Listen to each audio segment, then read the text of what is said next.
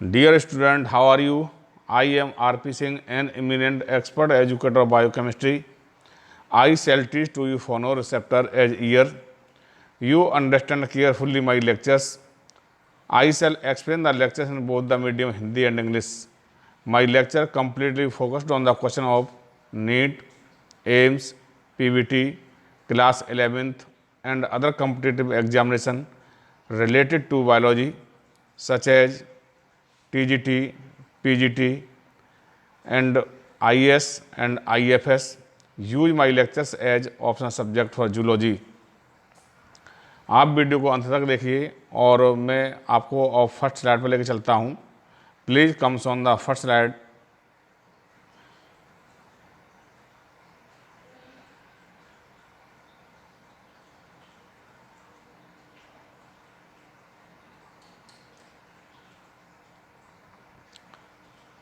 Year, phonoreceptor, anatomy part first.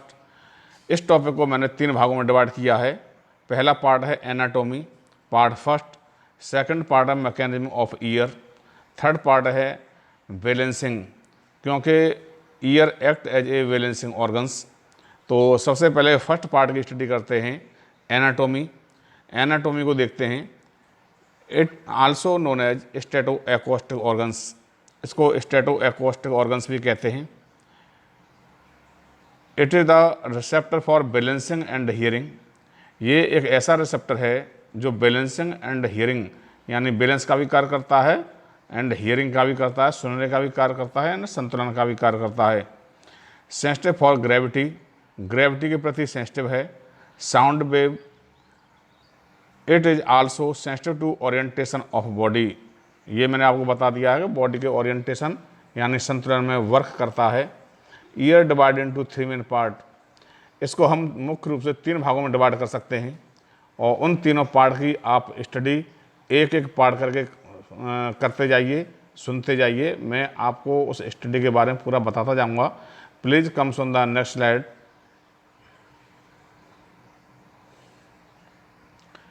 External ear. ये division of ear है. Number 1 external of ear. External of ear में आप क्या क्या पढ़ेंगे, pinna and auditory meatus. Middle ear ये सेकंड पार्ट है. इसमें आप स्टडी करेंगे tympanic cavity and ear ossicles. Third part है इंटरनल ईयर. इसको मेम्ब्रेनस लेबिरिंथ बोलते हैं. तो ये 3 पार्ट हैं. ईयर को 3 पार्ट में डिवाइड किया गया है, external ear, middle ear and internal year. तो सबसे पहले हम एक्सटर्नल ईयर को लेते हैं. तो इसमें आप एक एक पार्ट की स्टडी करेंगे. मैं ये समझता हूँ कि यहाँ से कोई भी क्वेश्चन बचने वाला नहीं है. ईयर से जो क्वेश्चन आएगा उसका यहाँ से सॉल्वेशन होगा. तो सबसे पहले एक्सटर्नल ईयर पर चलते हैं. It include external pinna and external auditory meatus. इसमें एक्सटर्नल पिन्ना है, जो कर्ण पेशियाँ हैं जो बाहर की वो दिखाई पड़ती हैं. इसके बाद इसमें एक कैनाल है, इसको एक्सटर्नल ऑडिटरी कैनाल बोलते हैं या एक्सटर्नल ऑडिटरी मीटर्स बोलते हैं. उसकी स्टडी करेंगे. External pinna is made up of elastic cartilage. ये एक्सटर्नल पिन्ना है जो आप देख रहे हैं, ये इलास्टिक कार्टिलेज का बना होता है. इसके बाद इसमें एक एक्सटर्नल ऑडिटरी कैनाल है. एक्सटर्नल ऑडिटरी मीटर्स या external auditory canal is made up of elastic cartilage. ये भी इलास्टिक कार्टिलेज की बनी होती है. Earwax gland are present in the regions in this region which produce cerumen. देखिए एक्सटर्नल ऑडिटरी कैनाल या एक्सटर्नल ऑडिटरी मीटर्स में ईयरवैक्स ग्लैंड पाई जाती हैं और ये ईयरवैक्स ग्लैंड एक चिपचिपे पदार्थ का सिक्रेशन करती हैं जिसको सेरुमिन बोलते हैं. कभी कभी आपने ये बहुत सुना होगा कि कान के अंदर कोई भी इंसेक्ट या एनिमल प्रवेश नहीं कर पाता, क्योंकि इसके अंदर ईयर वैक्स ग्लैंड पाई जाती हैं और ईयर वैक्स ग्लैंड सेरुमिन का सिक्रेशन करती हैं. और ये सेरुमिन क्या होता है, चिपचिपा पदार्थ होता है, गोंदनुमा पदार्थ होता है, गम जैसा होता है. इसका वर्क क्या है, cerumen trap the dust particle and foreign body.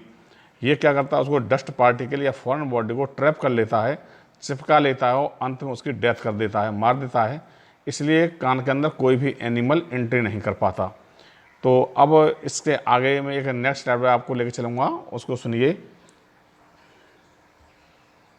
ये एक फिगर है, ये ईयर का फिगर है, ये आप देख रहे हैं, ये एक्सटर्नल पिन्ना है, ये मैंने आपको बताया था।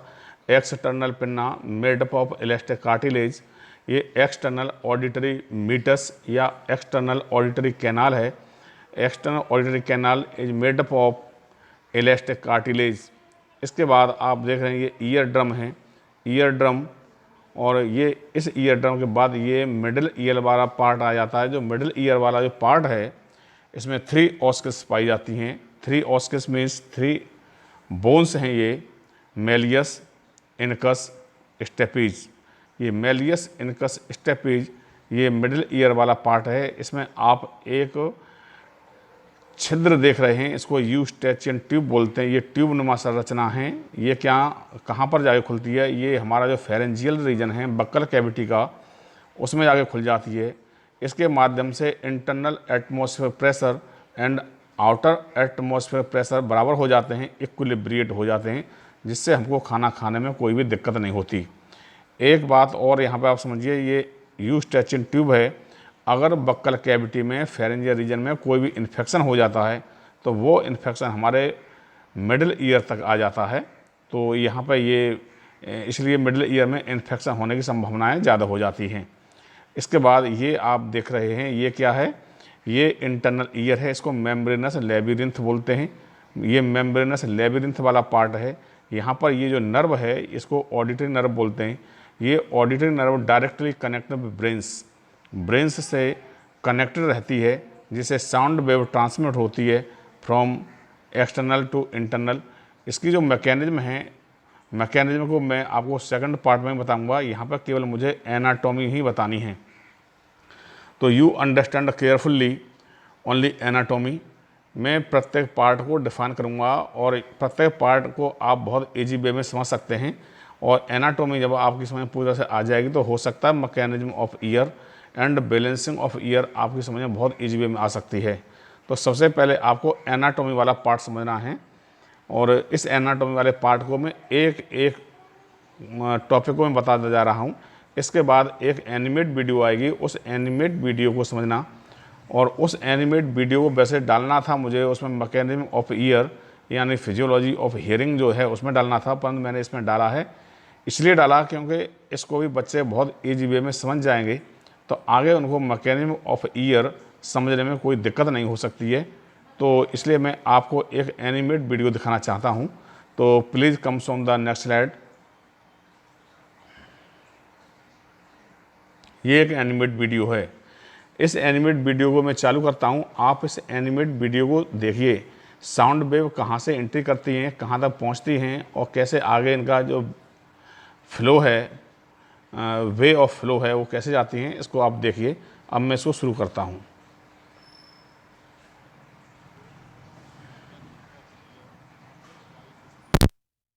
Wave called with eardrum result that 3-ear oscills, malleus, incus, stapes vibrate.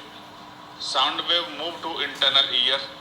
After that, movement of sound reach up to organs of corti via scala vestibuli, helicotrema, scala tympani। आपने इसको इस animate video को सुना, देखा आपने, और मैं एक बार और इसको शुरू करता हूं। आप एक बार और इसको ध्यानपूर्वक देखिए, उसके बाद मैं आपको नेक्स्ट लेवल लेकर चलता हूं। Mechanism of ear demonstrated by this video. Sound wave called with ear drum result that 3-ear oscills, malleus, incus, stapes vibrate. Sound wave move to internal ear. After that, movement of sound reach up to organs of corti via scala vestibuli, helicotrema, scala tympani। तो ये एक animate video थी। इस video को आपने खूब अच्छी तरह से 2 बार सुना होगा, समझा होगा कि साउंड वेव कहाँ से चलती है। External pinna, external auditory meatus या external auditory canal, ear drum, 3 bones, malleus, incus, stapes, internal ear, fenestra ovalis है, fenestra rotundus, scala vestibuli, helicotrema and scala tympani. इसको मैं बाद में बताऊंगा क्योंकि ये फिलहाल ये पार्ट जो है एनाटॉमी का नहीं है, परंतु मैं इसको आपको क्लियर करूंगा, बताऊंगा इसके बारे में। और तब तक मैं आपको एक नेक्स्ट स्लाइड लेकर चलता हूं। Please comes on the next slide. Middle ear, middle ear known as tympanic cavity, इसको टिम्पेनिक कैविटी बोलते हैं। It is filled with air, इसमें एयर फिल्ड रहती है। यूस्टेचियन ट्यूब, यूस्टेचियन ट्यूब मैंने अभी आपको बताया है कि यूस्टेचियन ट्यूब क्या है। It is a tube like passage which connect middle ear to pharyngeal regions of buccal cavity. It maintain equilibrium in and outside of the tympanic membrane. ये आपको भी मैंने बताया था यूस्टेचियन ट्यूब के बारे में। उसके बाद ईयर ऑस्किल्स आती हैं। There are 3 ear ossicles present in the ear middle chamber. 3 ear ossicles कौन कौन सी हैं, इसको मैंने बाई फार्मूला, बाई ट्रिक बहुत अच्छी तरह से इसको समझाया। 3 ईयर ऑस्किल्स कौन कौन सी हैं। पहले तो इसका फिगर आप देखिए, यहीं से आपको क्लियर हो जाएगा। ये 3 ईयर ऑस्किल्स, ये आप देख रहे हैं, ये मेलियस है। मेलियस हैमर शेप्ड होती है। सेकंड ये ऑस्किल्स है, इसको जो है इनकस बोलते हैं। इनकस ये जो है एनविल शेप्ड होती है। इसकी शेप भी पूछी जाती है कि किस शेप की होती है। ये एनविल शेप्ड है और मेलियस हैमर शेप्ड है। उसके बाद स्टेपीज आती है। स्टेपीज जो बोन्स है ये स्ट्रिप शेप्ड होती है। अब आप नहीं जानते होंगे स्ट्रिप क्या है, एनविल क्या है, हो सकता है हैमर जानते होंगे, हैमर को हथौड़ा बोलते हैं। और ये जो टिम्पेनिक मेम्ब्रेन है, ये यहाँ पे ये दी हुई है टिम्पेनिक मेम्ब्रेन है। तो इसको आप मैं अभी बताता हूँ। यहाँ पर केवल आपको फिगर देखना है और इनके बीच में जो जॉइंट होते हैं, ये हिंज जॉइंट है, ये बाल एंड सॉकेट जॉइंट है। तो बाल एंड सॉकेट जॉइंट किस किस बोन्स के बीच में बनता है, इनकस एंड स्टेपीज। ये आप देख रहे हैं, ये स्टेपीज है, ये इनकस है। और ये हिंज जॉइंट है। हिंज जॉइंट कहाँ बनता है, ये मेलियस एंड इनकस। तो अब मैं आपको नेक्स्ट स्लाइड लेकर चलूँगा और नेक्स्ट स्लाइड पर जाकर देखना इसका formula. Number 1 M malleus largest, ये लार्जेस्ट बोन है, बॉडी की लार्जेस्ट बोन नहीं है, इन तीनों में सबसे लार्जेस्ट है ये। इनकस मिडिल साइज की बोन्स है। स्टेपीज स्मॉलेस्ट, ये स्मॉलेस्ट बोन्स है, इन तीनों में सबसे स्मॉलेस्ट है। इसके अलावा smallest bones of the body भी है, ये बॉडी की सबसे छोटी हड्डी है। The correct sequence of bone from outer to inner is MIS, malleus, incus, stapes. ये आउटर टू इनर, अब इसको हम इनर टू आउटर देखते हैं तो इसको सिम बोल देंगे, SIM, सिम। ये आप एरो द्वारा भी देख रहे हैं, ये एरो फॉरवर्ड है, ये एरो बैकवर्ड है। अब इसमें एक ही बहुत इंपॉर्टेंट क्वेश्चन आएगा, name of the bones modified into MIS is as follow. ऐसे कौन सी 3 हड्डियां हैं, 3 बोन्स कौन सी हैं जो मेलियस, इनकस, स्टेपीज में मॉडिफाई हो गई थी। तो ये देखिए MIS अपॉन AQH, ये आप देख रहे हैं A articular of lower jaw, A articular of lower jaw modified into malleus. Number second है Q quadrate, quadrate modify into incus. H hyomandibular, hyomandibular modify into stapes. ये आपने देख लिया MIS अपॉन AQH। ये बहुत ही शॉर्ट ट्रिक है याद करने का। इसके बाद आपको एक अगली स्लाइड लेकर चलता हूँ, उसको देखिए। In case of frog only stapes is present. जब हम फ्रॉग का केस देखते हैं, यहाँ भी हम फ्रॉग का भी केस ले लेते हैं। फ्रॉग के केस में जब देखते हैं तो केवल only stapes bones are present, केवल एक ही बोन्स पाई जाती है। In man ear ossicles are known as has. यहाँ पर आपको एक नई चीज़ मिली होगी, हैज, HAS। हैज क्या है, इसको देखते हैं। H hammer shaped, hammer shaped कौन सी है, मेलियस, हथौड़े के आकार की है, आपने अभी इसकी शेप देखी थी। N anvil shaped, anvil shaped कौन सी हड्डी होती है, इनकस। अब आप ये देखें एनविल क्या होता है, एनविल होता है, आपने ये देखा होगा मोची, मोची जो जूते का कार्य करते हैं उन पर एक ट्रायंगल टाइप का इंस्ट्रूमेंट होता है, उसको एनविल बोलते हैं, जिस पर रखे वो जूते में चुभे ठोकते हैं। एस, इसको स्ट्रिप शेप्ड बोलते हैं। अब आप ये समझ स्ट्रिप क्या होता है। स्ट्रिप घोड़े पर चढ़ने के लिए जब उसमें पैर फंसाया जाता है लोहे का, उसको रकाब बोलते हैं, और घोड़े पर चढ़कर इसमें पैर फंसा देते हैं, उसको जो है स्ट्रिप बोलते हैं, या इसको हिंदी में रकाब बोल देते हैं। तो ये ट्रिक है M malleus, I incus, S stapes, upon H A S has. तो एच ये malleus hammer shaped, incus anvil shaped, stapes strip shaped. ये आपने देख लिया, ये ट्रिक है इसकी। इसके बाद joint between M I S, इन M I S malleus incus stapes के बीच में कौन कौन से जॉइंट होते हैं आप उनको भी समझिए। M I S malleus and incus के बीच में जॉइंट होता है, उसको हिंज जॉइंट बोलते हैं, ये संधि है। I and stapes, incus and stapes के बीच में जो जॉइंट होता है उसको बॉल एंड सॉकेट जॉइंट बोलते हैं। इसको इम्पोर्टेंट करना हो तो इसको इम्पोर्टेंट के रूप में इस पर हम राइट का निशान भी लगा सकते हैं। लाइक सब्सक्राइब टू वीडियो, इसके बाद लाइक सब्सक्राइब टू वीडियो, इसको भी देखिए, ये भी आपको लाइक एंड सब्सक्राइब आपको ही करना है। तो इसके लिए मैं इस पर इम्पोर्टेंट कर दे रहा हूँ, आप इसको देखिए, ये इम्पोर्टेंट है, राइट का निशान लगा दिया मैंने, ये मैंने राइट का निशान लगा दिया, इस पर राइट का निशान लगा दिया है ये।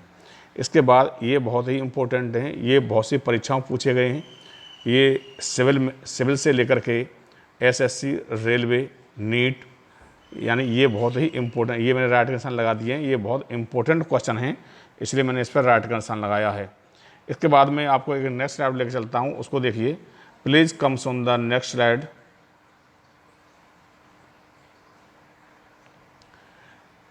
ये ईयर का डिसेक्टिंग फिगर है, फिलहाल इसकी आवश्यकता नहीं है, परंतु फिर भी मैं इसको समझा दे रहा हूँ। डिसेक्टिंग फिगर है, ये एक्सटर्नल ईयर है, ये यहाँ पे पिन्ना, ये external auditory canal, external auditory canal, ये आप देख रहे हैं यहाँ पे, ये मिडिल ईयर है। Middle ear contain 3 ear ossicles, wise, Méliès, incus and stapes.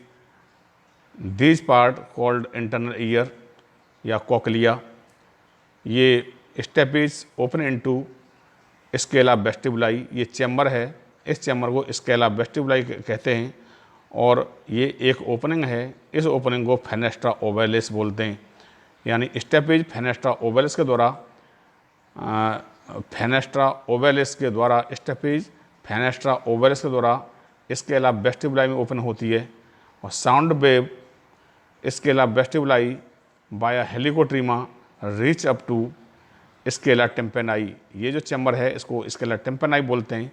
Sound wave यहाँ से चलती है, stapes fenestra ovalis scala vestibuli helicotrema scala tympani. इसके बाद एक ओपनिंग और होती है, इसको फेनेस्ट्रा रोटंडस बोलते हैं। 2 फेनेस्ट्रा हैं यहाँ पर, आपने ये देखा होगा। Fenestra ovalis connect middle ear to internal ear, fenestra rotundus connect internal ear to middle ear. Sound यहाँ से एंट्री करती है via helicotrema scala tympani and fenestra rotundus के द्वारा बाहर निकल जाती है।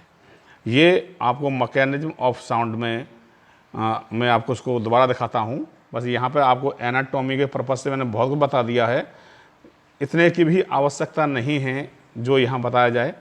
एनसीईआरटी क्या कहती है उसको छोड़िए, एनसीईआरटी के अनुसार पढ़ाएंगे तो हो सकता है कि एनसीईआरटी के अनुसार ये लग रहा है कि ज़्यादा हो जाएगा, परंतु जो कंपटीशन है, कंपटीशन एनसीईआरटी नहीं मांगता, कंपटीशन अपना जवाब मांगता है।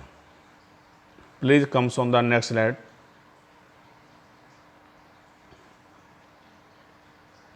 Tympanic membrane, it is a part of middle ear. Vibration start from tympanic membrane. ये सब मैंने आपको बता दिया। फेनेस्ट्रा ओवैलिस, फेनेस्ट्रा ओवैलिस मैंने अभी बताया है। Fenestra ovalis it is the connection between middle ear and internal ear. It is the upper window connect middle ear to internal ear. It is the window toward vestibuli, so also known as fenestra vestibuli. Second fenestra है fenestra rotundus. It is a ventral window guarded by membranes. It from tympani toward middle ear, so also known as fenestra tympani. It is toward cochlear regions. Like, subscribe and video. ये भी देखते जाइए, like and subscribe. Internal ear, internal ear को देखिए, also known as membranous labyrinth. Internal ear को membranous labyrinth भी कहते हैं। Internal ear is include by periotic bones. देखिए, इंटरनल ईयर पेरियोटिक बोन्स की एक कैविटी होती है, उसमें फंसा हुआ होता है, और इस हड्डी का नाम बहुत पूछ लेते हैं। In case of frog prootic bones is present. Frog का केस जब लेते हैं तो वहाँ पेरियोटिक नहीं, प्रूटिक बोन्स पाई जाती है। बोनी लेबिरिंथ, अब यहाँ पे दो शब्द आएंगे, एक तो बोनी लेबिरिंथ आएगा, एक मेम्ब्रेनल लेबिरिंथ आएगा। तो bony labyrinth, internal ear is found in bony labyrinth. Bony labyrinth क्या है, ये मैंने आपको बता दिया। पेरियोटिक बोन्स की एक कैविटी होती है जिसमें इंटरनल ईयर या मेम्ब्रेनल लेबिरिंथ प्रेजेंट होता है, उसको बोनी लेबिरिंथ बोलते हैं। Bony labyrinth is formed by periotic bones in case of man. In case of frog, bony labyrinth is made of prootic bones. Endolymph, दो प्रकार के लिम्फ पाए जाते हैं, ये फ्लूइड हैं, एंडोलिम्फ एंड पेरीलिम्फ। ये कहाँ पाए जाते हैं, तो सबसे पहले हम एंडोलिम्फ लेते हैं। Endolymph found in membranous labyrinth.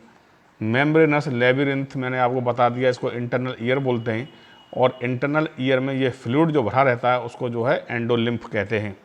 पेरीलिम्फ, perilymph is another type of fluid. These are present in the bony labyrinth. ये एक ऐसा फ्लूइड है जो बोनी लेबिरिंथ में पाया जाएगा, जो इंटरनल ईयर की शॉक्स, जो आघात जो लगेगा उससे उसकी रक्षा करता है। Found in bony labyrinth. तो इसको मैकेनिज्म ऑफ द ईयर में मैं और इसको दोबारा से समझाता हूँ।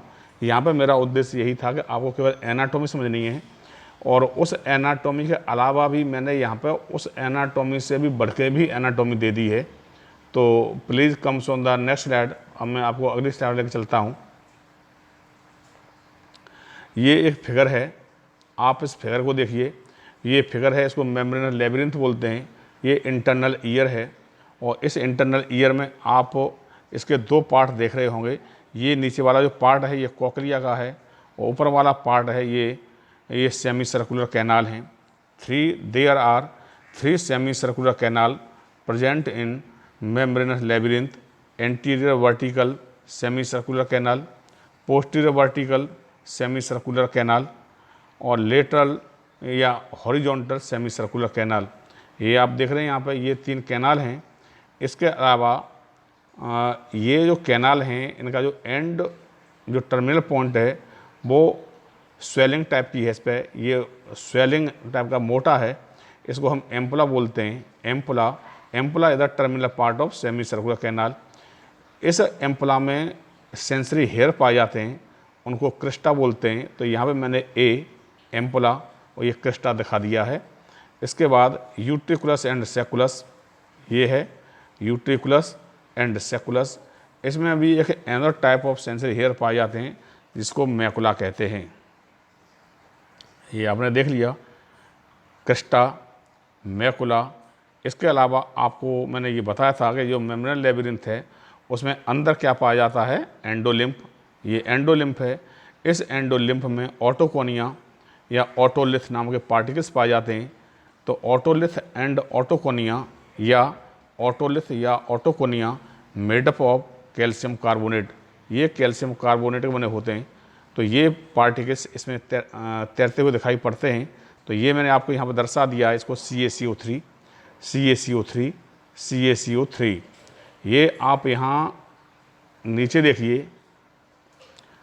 रेड पार्ट है। ये रेड पार्ट क्या है, ये पेरियोटिक बोन्स है। पेरियोटिक बोन्स की एक कैविटी है, इसको क्या बोलते हैं हम, बोनी लेबिरिंथ। जो कैविटी है इसको बोनी लेबिरिंथ बोलते हैं। इसमें एक ग्रीन कलर जैसा आपको दिखाई पड़ रहा है, और ग्रीन कलर क्या है, ये पेरीलिम्फ है। पेरिलिम्फ इसमें भरा हुआ इस कैविटी में, क्योंकि ये एक्सटर्नल शॉक से इंटरनल ईयर की रक्षा करता है। और ये जो पार्ट आप देख रहे हैं इसको कोक्लिया बोलते हैं। इस कोक्लिया की स्टडी आप mechanism of the internal ear part second में करेंगे। एंडोलिम्फेटिक डक्ट, ये एक एंडोलिम्फेटिक डक्ट है, ये सेकुलस से निकलती है। यहाँ पर ये जो है कोक्लिया जिस ट्यूब द्वारा कनेक्ट रहता है उसको रीयूनिस बोलते हैं। अब इसके लिए मैं आपको एक सेकंड स्लाइड पर लेकर चलूँगा, उसको देखिए। वैसे मैंने यहाँ पर सब कुछ क्लियर कर दिया है। Please comes on the next slide. Internal ear divide into two main part, upper part utriculus, lower part सेकुलस।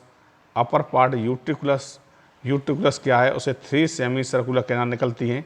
इनके नाम मैंने बता दिए, मुझे यहाँ दोबारा इसके नाम बताने की जरूरत नहीं है। क्रस कम्यून, क्रस कम्यून क्या है?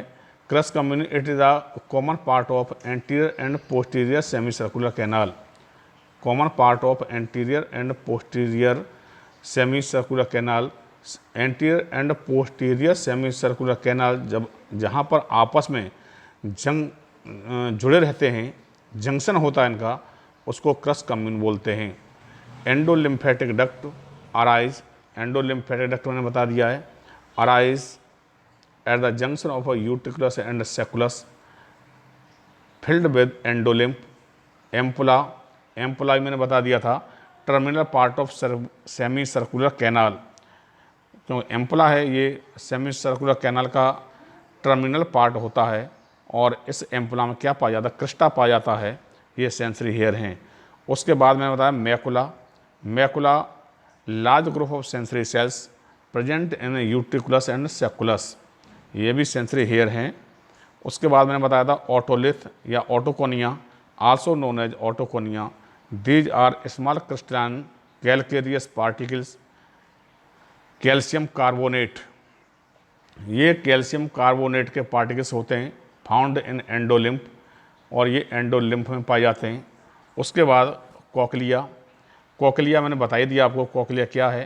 जो लास्ट वाला पार्ट है उसको कोक्लिया बोलते हैं। It is connect with sacculus by a duct of reuniens. It is spirally coiled duct, spirally coiled duct होती है। ये घड़ी की कमानी जैसे आपने देखी हो, तो घड़ी में जो कुंडल होता है उसके टाइप की संरचना होती है, और ये एक लिगामेंट द्वारा जुड़ी होती है। तो इसके बाद हम और आगे देखते हैं। Cochlea divide into 3 chamber. Cochlea का जब हम डिसेक्शन करते हैं, कोक्लिया को जब इंटरनल देखते हैं तो उसके 3 चैम्बर हैं। नंबर 1 स्केला वेस्टिबुलाई, स्केला मैंने आपको सभी स्केला बता दिए हैं। स्केला वेस्टिबुलाई अपर चैम्बर होता है। Number 2 scala media middle chamber. Scala tympani lower chamber होता है। इसके अलावा इसमें 3 मेम्ब्रेन्स पाई जाती हैं। Regional membrane present at the roof of Scala media, basilar membrane present at the base of Scala media. तो ये जो मेम्ब्रेन है ये आपने देख ली। इसके अलावा इसमें ऑर्गन्स ऑफ कॉर्टाई और पाया जाता है, और ऑर्गन्स ऑफ कॉर्टाई ये it is called the hearing organs, ये इसको बोलते हैं हियरिंग ऑर्गन्स बोलते हैं। इसके अलावा इसमें एक टेक्टोरियल मेम्ब्रेन और पाई जाती है। उस टेक्टोरियल मेम्ब्रेन का मैंने यहाँ पर जिक्र नहीं किया, वो स्केला मीडिया में पाई जाती है। स्केला मीडिया में एक मेम्ब्रेन और होती है और उसको बोलते हैं टेक्टोरियल मेम्ब्रेन। इस टेक्टोरियल मेम्ब्रेन का क्या कार्य है? ऑर्गन्स ऑफ कॉर्टाई इससे कैसे कनेक्ट है, ये कैसे वर्क करते हैं? तो मैकेनिज्म ऑफ ईयर ये आपको सेकंड पार्ट में मिलेगी और उसमें पूरा ये आप समझ सकते हैं।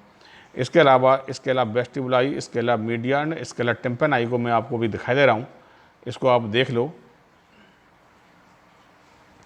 ये कोक्लिया का फिगर है, ये स्केला वेस्टिबुलाई है, ये स्केला टिम्पेनाई है, और ये स्केला मीडिया है। स्केला मीडिया ये आप देख रहे हैं, Scala vestibuli, Scala vestibuli and Scala media. Scala media के रूफ पर जो मेम्ब्रेन पाई जाती है उसको रीजनल मेम्ब्रेन बोलते हैं। स्केला मीडिया के फ्लोर पर बेस पर जो मेम्ब्रेन पाई जाती है उस मेम्ब्रेन को हम बोलते हैं बेसिलर मेम्ब्रेन। यहाँ पर एक मेम्ब्रेन और पाई जाती है, इसको टेक्टोरियल मेम्ब्रेन बोलते हैं। ये टेक्टोरियल मेम्ब्रेन है। इस टेक्टोरियल मेम्ब्रेन का ऑर्गन्स ऑफ कॉर्टाई, ये ऑर्गन्स ऑफ कॉर्टाई है, ऑर्गन्स ऑफ कॉर्टाई से ही संबंध होता है। इसके अलावा इसमें कुछ सेल्स पाई जाती हैं, सेंसरी सेल्स पाई जाती हैं। वो सेंसरी सेल्स 4 प्रकार की होती हैं। Number 1 Hensen cell, Deiters cell, pillar cell and sensory cell.